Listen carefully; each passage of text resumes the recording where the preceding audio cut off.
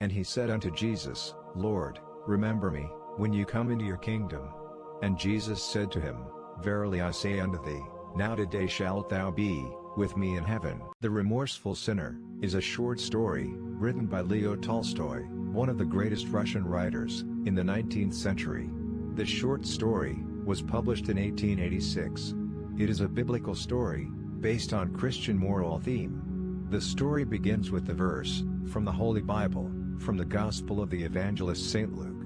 This verse describes a sinner, a thief, who repents his sins, and asks Jesus to remember him when Jesus returns to heaven. This humility, shown by the thief, touches the heart of Jesus, and therefore, Jesus tells him that he will accompany him to heaven at the same day. This verse gives the message that if a person repents his or her sins, the God will definitely forgive his or her sins. The Remorseful Sinner is a story about a 70-year-old thief who spent all his life in sins. Once, he gets very ill, and there is no hope for him to recover from that illness. Still, he does not repent his sins. Finally, when the death comes to his doorstep, somehow, he manages to say to the Lord to forgive him.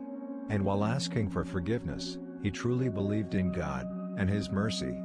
Finally, when he dies, he comes to the gates of the heaven and starts knocking and begging so that he would be allowed in the kingdom of heaven.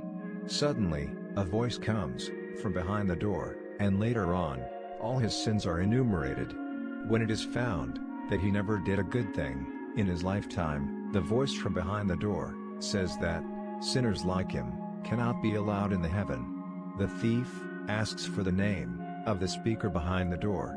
The voice replies that it's Peter, the apostle. The thief then asks Peter to remember the human weakness and the mercy of the God. Later on, he makes the apostle to recall his human life and his deeds by saying that when Jesus asked him 3 times to stay awake and pray, he didn't do so because he was sleepy that night. This way, he disobeyed the Lord. Again, when Jesus was taken to Caiaphas, Peter denied the Lord for 3 times, and when he realized that he had denied the Lord, he wept.